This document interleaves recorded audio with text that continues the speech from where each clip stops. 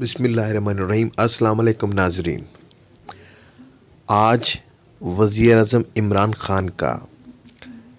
Construction industry سے خطاب، تو آئے چلتے ہیں ان کا خطاب سنتے ہیں۔ تو اپریل کے جو ہم نے کنسٹرکشن کے لیے انسینٹیوز دیے تھے،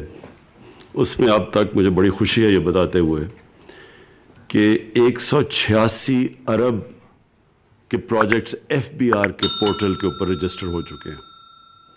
اور جو رجسٹر ہونے ہیں جو ڈرافٹ فارم میں ہیں وہ ہیں 116 ارب کے کنسٹرکشن پروجیکٹس۔ پنجاب کے اندر اس کے علاوہ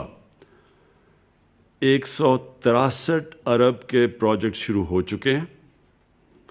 اور 136 ارب کے جو پروجیکٹس ہیں وہ ان کی ابھی اپروول کا پروسیس چل رہا ہے۔ ہم یہ سمجھتے ہیں کہ صرف پنجاب میں اس سے جو اکنامک ایکٹیویٹی جنریٹ ہوگی وہ تقریباً 1500 ارب روپے کی ایکٹیویٹی، جس کی وجہ سے 2.5 لاکھ نوکریاں پنجاب کے اندر ہوں گی۔ اسی طرح کے باقی پروجیکٹ صوبوں کے اندر بھی پروجیکٹ شروع ہوئے ہیں، پختونخوا کے اندر، کراچی میں، اور بلوچستان کے اندر بھی۔ جو دوسری ہم نے اپنے کنسٹرکشن سیکٹر کو جو ہم نے انسینٹیوز دیے تھے، جس میں خاص طور پہ ہمارا تھا کہ لو کاسٹ ہاؤسنگ، جو کہ تنخواہ دار طبقہ ہے وہ افورڈ نہیں کر سکتا، اپنی تنخواہوں کے اندر گھر کے لیے پیسے نہیں دے سکتے، تو ان کے لیے ہم نے پھر پیکیجز دیے تھے جو لو کاسٹ ہاؤسنگ، اور اس میں جو سب سے پہلی ہمیں کامیابی ہوئی وہ فورکلوجر لا۔ یہ بدقسمتی سے بڑا لیٹ اپروو ہوا، اس کے لیے ہمیں دیر لگی، لیکن اللہ کا کرم ہے کہ فورکلوجر لا اب اپروو ہو گیا، عدالت سے پاس ہو چکا ہے، اور اس کی وجہ سے اب پہلی دفعہ پاکستان میں لو کاسٹ ہاؤسنگ کے اندر بینکس فائنینس کر رہے ہیں۔ بینکوں نے بھی اب تک جو ہمارے سے اور اسٹیٹ بینک سے ایگری کیا ہے کہ بینکس نے جو ٹوٹل پیسہ دسمبر 2021 تک انہوں نے جو وعدہ کیا ہے وہ ہے اب تک 378 ارب روپیہ۔ 378 ارب روپیہ بینکس نے فیصلہ کیا ہے کہ کنسٹرکشن ایکٹیویٹی کے لیے انہوں نے سیپریٹ رکھا ہوا ہے، اور یہ ہے اگلے دسمبر تک۔ جو مارک اپ کے لیے، جو انٹرسٹ کے لیے جو ہم نے سبسڈی دی ہوئی ہے لو کاسٹ ہاؤسنگ میں، 5 مرلے کے گھر پہ جو سبسڈی ہے وہ 5% کے اوپر کیپ ہو جائے گا، یعنی انٹرسٹ ریٹ جو ہوگا وہ 5% سے زیادہ نہیں ہوگا 5 مرلے کے گھر پہ، اور جو 10 مرلے کا گھر ہے اس کے اوپر 7% سبسڈی اگلے 5 سال تک، یعنی 7% سے اوپر نہیں ان کو خرچہ انٹرسٹ دینا پڑے گا۔ جو ہماری گورنمنٹ نے 30 ارب روپے کی ہم نے فیصلہ کیا تھا کہ لو کاسٹ ہاؤسنگ کو ہم سبسڈیز دیں گے،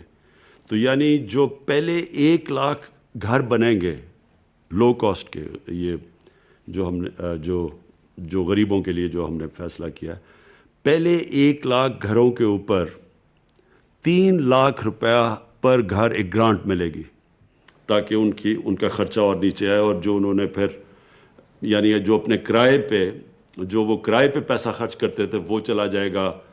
گھر کی قسطیں دینے پہ، تاکہ ان کا گھر بھی اپنا ہو جائے اور ان کو کرائے کی جگہ قسطیں چلی جائے۔ تو اس کو افورڈیبل بنانے کے لیے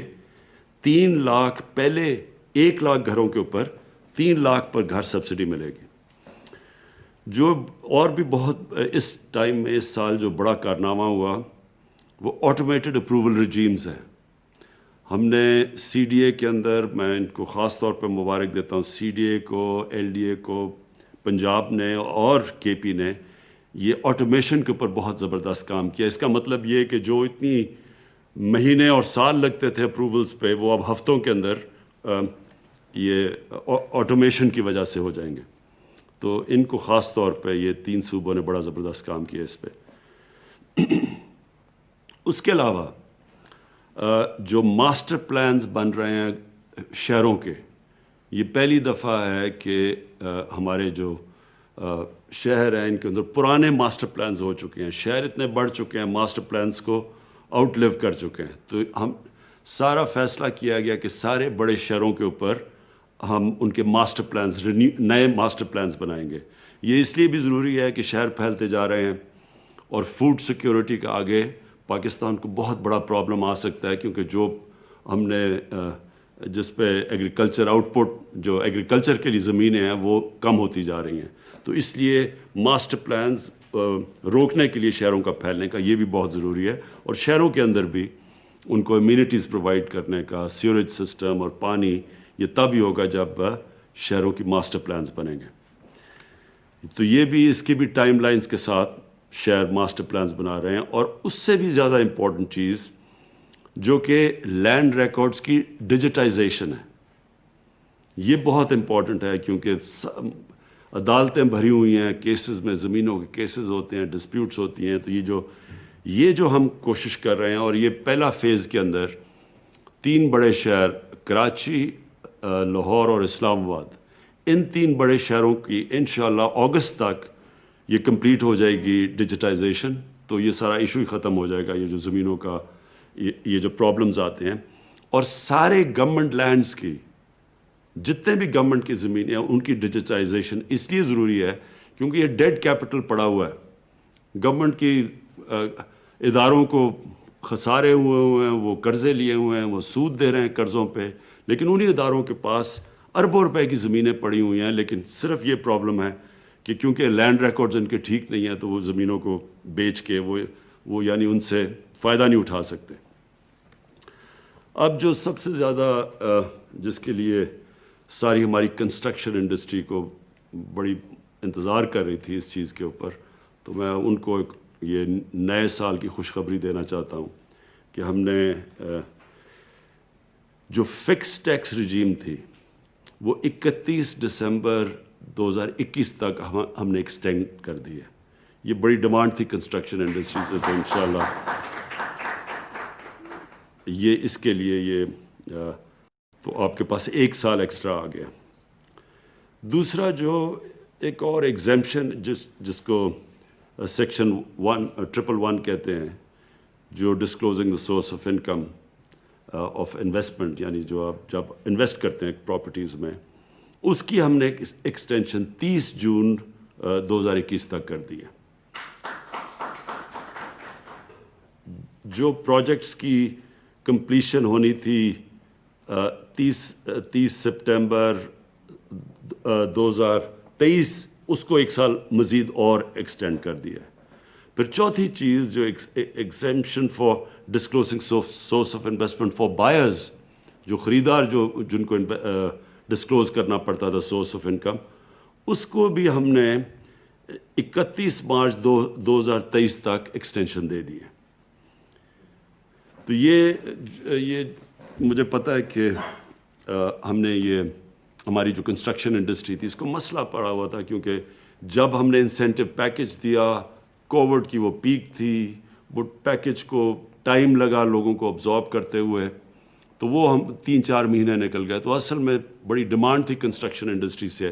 کہ ہمیں ٹائم نہیں ملا تو اس کو ایکسٹینڈ کیا جائے، تو اس لیے میں آپ سب کو یہ خوشخبری دے رہا ہوں کہ وہ ایکسٹینشن ہو چکی ہے۔ خوشی ہے اینڈ میں کہ ہماری جو ریکارڈ سیمنٹ کی سیلز ہوئی ہیں، اور سیمنٹ کی سیلز کا مطلب یہ کہ کنسٹرکشن ایکٹیویٹی شروع ہوئی ہے پاکستان میں، اور یہ کنسٹرکشن ایکٹیویٹی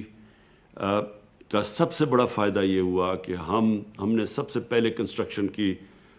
جو اپریل 20 تب ساری دنیا میں بند تھی کنسٹرکشن، ہم پہلا وہ ملک تھے جنہوں نے فیصلہ کیا تھا اپنی کنسٹرکشن کو کرونا کے لاک ڈاؤن کے باوجود کھولنے کا۔ تو اس کا یہ فائدہ ہوا ہے کہ ہمارے لوگوں کو جو بڑے دنیا مثلا ہندوستان میں بہت مشکل حالات ہیں، ان کی اکانومی نے بڑا سفر کیا ہے، اور بھی ملکوں کے اندر لاک ڈاؤن کی وجہ سے جو برے اثرات اکانومی پہ آئے، اللہ کا شکر ہے کہ ہم نے کنسٹرکشن کو